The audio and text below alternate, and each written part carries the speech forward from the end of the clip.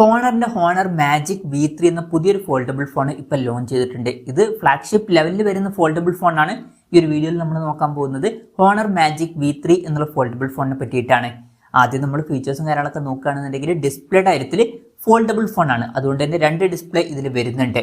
ഉള്ളിൽ 7.92 ഇഞ്ചിന്റെ ഒരു ഡിസ്പ്ലേ ആണ് വരുന്നത്. ഇതിന്റെ റെസൊല്യൂഷൻ വരുന്നത് 2344x2156 ആണ്.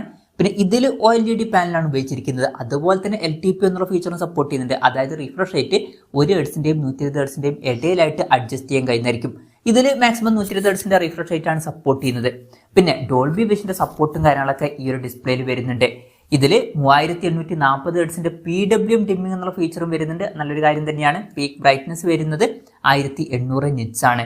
പിന്നെ ഈ ഒരു ഡിസ്പ്ലേ ഫോൾഡ് ചെയ്യാൻ പറ്റുന്നതായിരിക്കും. അതാണ് എടുത്തു പറയേണ്ട ഒരു കാര്യം.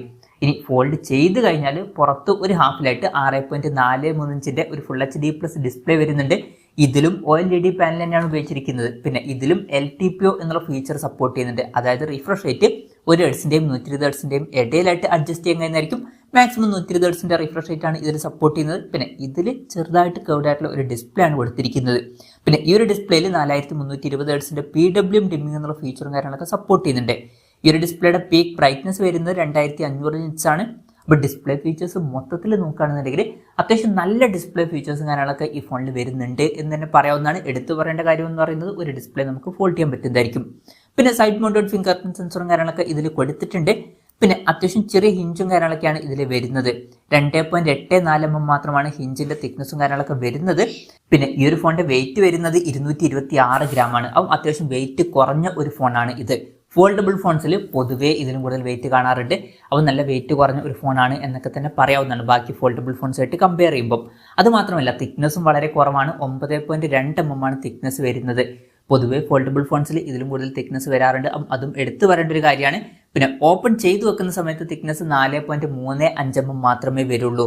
പിന്നെ ഇതിൽ കാർബൺ ഫൈബർ ഒക്കെയാണ് ഉപയോഗിച്ചിരിക്കുന്നത്. അതുപോലെ തന്നെ 7 സീരീസിൽ വരുന്ന അലൂമിനിയം അലോയ് ഫ്രെയിമും കാര്യമാണ് കൊടുത്തിട്ടുണ്ട്. പിന്നെ IPX8 റേറ്റിംഗ് ഇതിൽ സപ്പോർട്ട് ചെയ്യുന്നുണ്ട്. ഇനി പ്രോസസറിന്റെ കാര്യത്തിലോട്ട് വരികയാണെന്നുണ്ടെങ്കിൽ സ്നാപ്ഡ്രാഗൺ 8 Gen 3 എന്ന പ്രോസസർ ഇതിൽ കൊടുത്തിട്ടുണ്ട്. ഇത് സ്നാപ്ഡ്രാഗണിന്റെ ഏറ്റവും ലേറ്റസ്റ്റ് ആയിട്ടുള്ള ഫ്ലാഗ്ഷിപ്പ് പ്രോസസറാണ്. ബെസ്റ്റ് ആയിട്ടുള്ള പെർഫോമൻസ് തന്നെ ഈ ഒരു ഫോൾഡബിൾ ഫോണിൽ വരുന്നതായിരിക്കും. മികച്ചൊരു പ്രോസസറും ഇതിൽ കൊടുത്തിട്ടുണ്ട്. 5G സപ്പോർട്ടൊക്കെ വരുന്നുണ്ട്.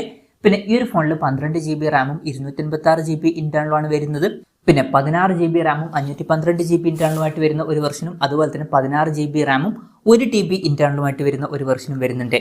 LPDDR5Xന്റെ റാമാണ് ഇതിൽ ഉപയോഗിച്ചിരിക്കുന്നത്. UFS 4.0 സ്റ്റോറേജ് ടൈപ്പും ഇതിൽ വരുന്നുണ്ട്. പിന്നെ എടുത്തു പറയേണ്ട മറ്റൊരു കാര്യം എന്ന് പറയുന്നത് 2-way സാറ്റലൈറ്റ് കമ്മ്യൂണിക്കേഷൻ എന്നുള്ള ഫീച്ചർ ഇതിൽ സപ്പോർട്ട് ചെയ്യുന്നുണ്ട്. അതായത് സാറ്റലൈറ്റ് വഴി കമ്മ്യൂണിക്കേറ്റ് ചെയ്യാൻ പറ്റുന്നതായിരിക്കും സിമ്മിന്റെ സപ്പോർട്ട് ഇല്ലാതെ. പിന്നെ ടൈറ്റാനിയം ഹീറ്റ് ഡിസപ്പിയേഷനെ കൊടുത്തിട്ടുണ്ട്. അതുപോലെ തന്നെ VC കൂളിംഗ് പോലുള്ള ഫീച്ചേഴ്സ് ഒക്കെ കൊടുത്തിട്ടുണ്ട്. ഫോൺ പെട്ടെന്ന് ഹീറ്റാതിരിക്കാൻ വേണ്ടിയിട്ട്. സ്റ്റീരിയോ സ്പീക്കേഴ്സ് ഒക്കെ ഇതിൽ വരുന്നുണ്ട്.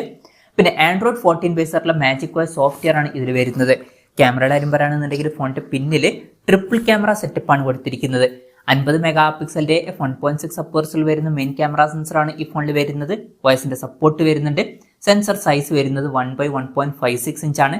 പിന്നെ 40 മെഗാ പിക്സലിന്റെ f2.2 അപ്പേഴ്സിൽ വരുന്ന അൾട്രാ വൈഡ് ആംഗിൾ ലെൻസും ഇതിൽ വരുന്നുണ്ട്. ഇത് കൂടാതെ 50 മെഗാ പിക്സലിന്റെ f3.0 അപ്പേഴ്സിൽ വരുന്ന ഒരു ടെലിഫോട്ടോ പെരിസ്കോപ്പ് ലെൻസും കൊടുത്തിട്ടുണ്ട്. ഇതിലും വോയിസിന്റെ സപ്പോർട്ട് വരുന്നുണ്ട്.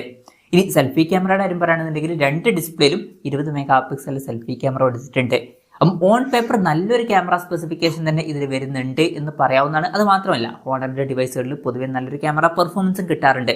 മികച്ചൊരു ക്യാമറ പെർഫോമൻസ് തന്നെ നമുക്ക് എക്സ്പെക്ട് ചെയ്യാവുന്നതാണ്. ബാറ്ററിയുടെ കാര്യത്തിൽ 5150 mAh ബാറ്ററിയാണ് വരുന്നത്. 66 വാട്ടിന്റെ ഫാസ്റ്റ് ചാർജ് സപ്പോർട്ട് ചെയ്യുന്നുണ്ട്. അതുപോലെ തന്നെ 50 വാട്ടിന്റെ വയർലെസ് ചാർജ് സപ്പോർട്ടും വരുന്നുണ്ട്. അത് നല്ലൊരു കാര്യം തന്നെയാണ്. പിന്നെ Type-C ചാർജിംഗ് പോർട്ടും ഇതിൽ കൊടുത്തിട്ടുണ്ട്. അപ്പോൾ നല്ലൊരു ബാറ്ററി സെറ്റപ്പും ഇതിൽ വരുന്നുണ്ട് എന്ന് തന്നെ പറയാവുന്നതാണ്. വയർലെസ് ചാർജിംഗ് പോലുള്ള ഫീച്ചേഴ്സ് ഒക്കെ ഇതിൽ വരുന്നുണ്ട്. ഇതൊക്കെയാണ് മൊത്തത്തിൽ ഫീച്ചേഴ്സിനെ പറ്റി പറയാനുള്ള കാര്യങ്ങൾ. പിന്നെ ഈ ഒരു സ്മാർട്ട് ഫോൺ ഇപ്പം ഇന്ത്യൻ മാർക്കറ്റിൽ ലോഞ്ച് ചെയ്തിട്ടില്ല. അപ്പോൾ ചൈനീസ് മാർക്കറ്റിലാണ് ഈ സ്മാർട്ട് ഫോൺ ലോഞ്ച് ചെയ്തിരിക്കുന്നത്. ചൈനീസ് മാർക്കറ്റിൽ ഈ ഫോൺ ലോഞ്ച് ചെയ്തിരിക്കുന്നത് 8999 എന്ന പ്രൈസിങ്ങിലാണ്. അതായത് 1,03,700 രൂപ പ്രൈസ് റേഞ്ചിൽ. ആ ഒരു പ്രൈസ് റേഞ്ചിൽ ഈ പറഞ്ഞിട്ടുള്ള ഫീച്ചേഴ്സ് എങ്ങനെയുണ്ടെന്ന് വെച്ചാൽ ബെസ്റ്റ് ഫീച്ചേഴ്സ് തന്നെ കൊടുത്തിട്ടുണ്ട് എന്ന് പറയാവുന്നതാണ്.